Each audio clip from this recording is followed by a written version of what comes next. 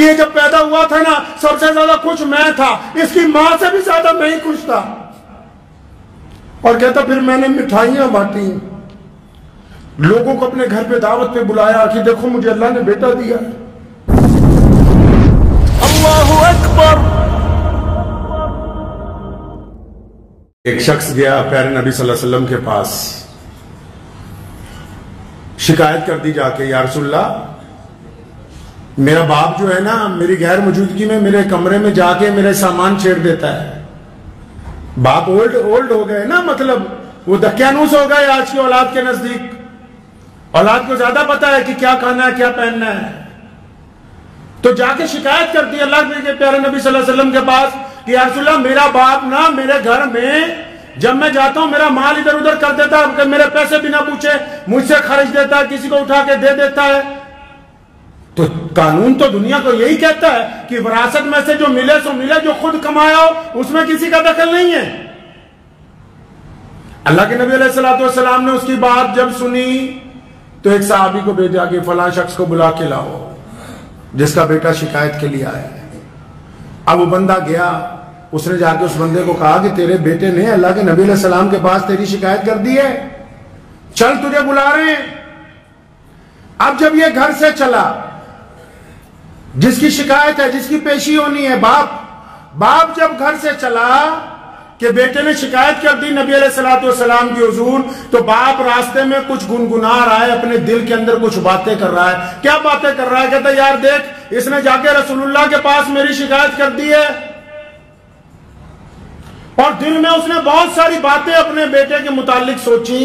ابھی جب وہ پہنچا دربار رسالت صلی اللہ علیہ وسلم میں تو یہ ہونا تو یہ چاہیے تھا کہ رسول اللہ اس سے پوچھتے کہ ہاں بھائی تم کیا کرتے ہو، کیوں اپنے بیٹے کا مال خرچ کرتے ہو، کیوں اس کا سامان خرد برد کر دیتے ہو۔ اس سے پہلے جبریل آ گئے اور رسول اللہ کو کہا کہ پیارے کریم رسول اللہ فرماتے ہیں کہ یہ جو بندہ آ گیا یہ سارے رستے اپنے بیٹے کے متعلق شعر پڑھتا آیا ہے، جو زبان تک نہیں لایا، دل میں تھے، دماغ میں تھے، ذہن میں تھے، باقی باتیں بعد میں ہوں گی۔ اس کو کہیے کہ جو راستے میں جو شعر تو لکھتا آیا، جو اپنے دل میں کرتا آیا، پہلے وہ تو سنا، اگلا قصہ بعد میں ہوگا۔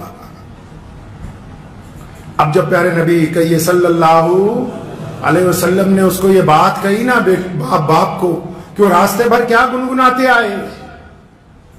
تو بڑا حیران رہ گیا۔ دوبارہ کہنے لگا کہ اشہدو اللہ الہ الا اللہ وحدہ لا شریک لہ واشہدو ان محمد عبدہ ورسولہ۔ کہ اللہ یا رسول اللہ ایمان اور بڑھ گیا، کیونکہ جو راستے میں نے اپنے آپ سے گفتگو کی وہ تو بس میں ہی جانتا ہوں یا میرا رب جانتا ہے، آپ تک اطلاع پہنچ گئی، میں پھر گواہی دیتا ہوں کہ آپ اللہ کے سچے رسول ہیں۔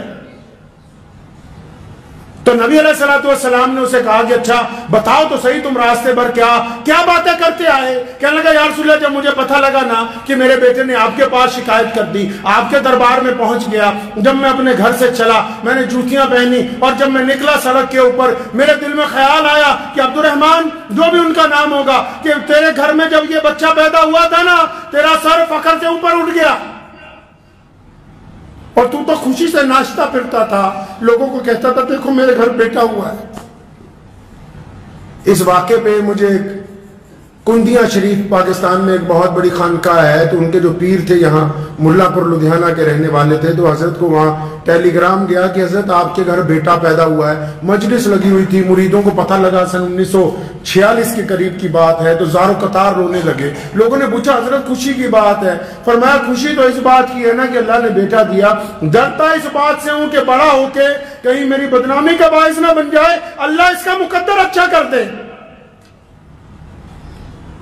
تو وہ شخص نبی علیہ السلام کے سامنے کھڑا ہے، اور نبی علیہ السلام کو جبریل علیہ السلام نے پہلے سے ہی بتا دیا۔ کہنے لگا یا رسول اللہ میں نے یہ دل میں سوچا کہ یہ جب پیدا ہوا تھا نا سب سے زیادہ خوش میں تھا، اس کی ماں سے بھی زیادہ میں ہی خوش تھا۔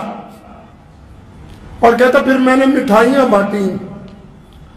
لوگوں کو اپنے گھر پہ دعوت پہ بلایا کہ دیکھو مجھے اللہ نے بیٹا دیا۔ اور پھر کہنے لگا کہ جب یہ چند مہینے کا تھا یہ ساری رات سوتا نہیں تھا، اس کی ماں تھک جاتی تھی، میں کندھے پہ لگا کے اس کو پھرتا تھا۔ یہ جو بچہ شکایت لے کے آیا رسول اللہ کے پاس اپنے والد کی،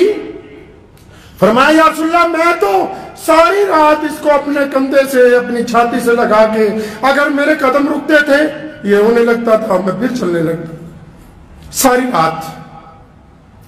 فرمایا یا رسول اللہ پھر ایک ایسا وقت آیا، یہ بڑا بیمار ہو گیا۔ جب یہ سخت بیمار ہوا، مجھے اور میری بیوی کو اندیشہ ہوا کہ کہیں اس کی جان نہ نکل جائے۔ ہماری حیثیت نہیں تھی کہ ہم بڑے بڑے حکیموں کو پیسے دیتے، بڑے بڑے ڈاکٹروں کو پیسے دیتے، ہم نے اپنا تن بیچ کر، اپنا سامان بیچ کے اس کا علاج اس وقت تک اس کا علاج کرایا جب تک اللہ نے اس کو واپس شفا نہیں دے دی۔ نبی علیہ السلام اس کی باتیں سن رہے ہیں تو آپ صلی اللہ علیہ وسلم ساروں قطار رو رہے ہیں۔ وہ بوڑھا آدمی اپنی داستان بیان کر رہا ہے کہ یا رسول اللہ یہ اچھے کپڑے پہننا چاہتا تھا اور اتنے پیسے ہی نہیں تھے کہ ہم سب گھر والے اچھے کپڑے پہنے، تو میں اور اس کی والدہ ہم پرانے کپڑے پہنتے تھے، اپنے بچے کو نئے کپڑے لا کے دیے۔ اور پھر اس نے کہا کہ یا رسول اللہ اس کو ہم نے پڑھنے کے لیے بھیجا، جہاں ہم مزدوری کرتے تھے وہ لوگ تانے دیتے تھے کہاں ادھر ادھر چلا جاتا تھا، میں نے لوگوں کی گالیاں سن کے اس کو وقت پر مدرسے بھیجا، اس کو وقت پر اسکول پہنچاتا رہا، پھر اس کو لے کے آتا رہا کہ کوئی اس کو تکلیف نہ پہنچائے، لوگوں کے تانے سنتا رہا، لیکن میں نے اس کو پڑھایا، اپنے سے بہتر پڑھایا اس کو۔ یا رسول اللہ میں جوان تھا، اس بوڑھے نے کہا یا رسول اللہ میں جوان تھا، میری ہڈیوں میں سے جو گوشت ہے، میری ہڈیوں میں جو خون ہے، میں نے اس انداز سے محنت کی اپنی اولاد کے لیے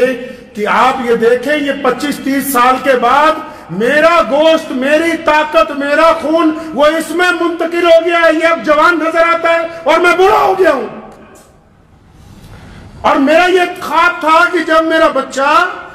بالکل جوان ہو جائے گا تو یہ پھل دے گا مجھے۔ نبی علیہ السلام نے جب اس کی یہ باتیں سنی نا، اس بوڑھے آدمی کی، تو اس نوجوان کو جو قریب میں بیٹھا ہوا تھا جس نے اپنے باپ کی شکایت لگائی تھی، اس کو یہاں سے ایسے گریبان سے ایسے پکڑا، فرمایا سن، تو اور تیرا مال تیرے باپ کا ہے، تو اور تیرا مال تیرے باپ کا ہے، تو اور تیرا مال تیرے باپ کا ہے۔ فرمایا یہ جو تیری شخصیت ہے، یہ جو تیری زندگی ہے، جو کچھ تو نے کمایا ہے، بہت سارے لوگ کہتے ہیں نا اپنے باپ کو بھئی تو نے کیا ہی کیا ہے، یہ جو وجود آج کھڑا ہو کر یہ سوال کرتا ہے یہ تو نے کیا ہی کیا ہے، یہ اگر اپنی پیدائش سے لے کر اب تک کا اپنا وجود دیکھے گا تو بغیر باپ کی محبتوں کے یہ اس مقام تک پہنچ ہی نہیں سکتا تھا۔ میں مانتا ہوں کہ ماں جو ہے وہ ان بچے کو پالتی ہے، سنو دل پر ہاتھ رکھ کے،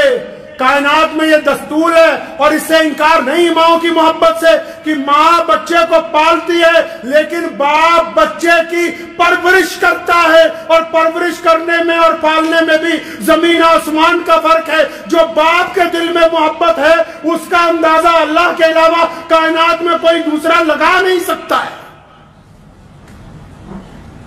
پڑھیے قرآن پاک کے اندر ذکر ہے سورہ یوسف میں، جب یوسف علیہ السلام گم ہو گئے، ان کے بھائیوں نے ان کو خرد برد کر دیا، جب کنویں کے اندر ڈال دیا تو یوسف علیہ السلام کے والد سیدنا یعقوب علیہ السلام،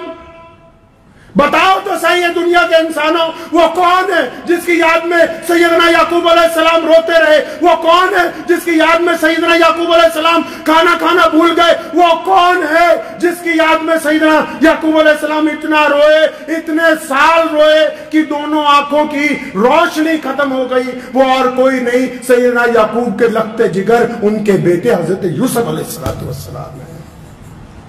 قرآن نے اس محبت کا ذکر کیا ہے،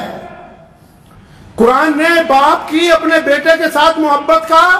ذکر کیا ہے تفصیل کے ساتھ کہ دیکھو ایک باپ اپنے بیٹے کے لیے کیا کرتا ہے۔ دیکھا ہوگا آپ نے، اگر عام دنیا کا دستور دیکھ لیں، آپ جب ماؤں کو دیکھو گے نا، مائیں جب اپنے بچے کو اٹھاتی ہیں، میں بار بار یاد دلا دوں کہ ماؤں کی عظمت میں کوئی کمی نہیں ہے، لیکن ماں جب اپنے بچے کو اٹھاتی ہے وہ اس کو گود میں اٹھاتی ہے، ماں جب اپنے بچے کو اٹھاتی ہے اپنی کمر کے ساتھ لگاتی ہے، لیکن باپ جب اپنے بیٹے کو، باپ جب اپنی بیٹی کو، باپ جب اپنی اولاد کو اٹھاتا ہے تو ان کو اپنے کندھوں پر بٹھاتا ہے۔ کیوں؟ کیونکہ باپ چاہتا ہے کہ جہاں تک میں نہیں دیکھ سکتا میرا بیٹا وہاں تک دیکھے،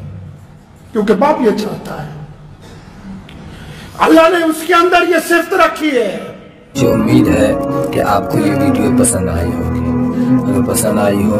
تو یہ آپ اپنے دوستوں کے ساتھ شیئر کریں اور اس چینل کو سبسکرائب ضرور کریں۔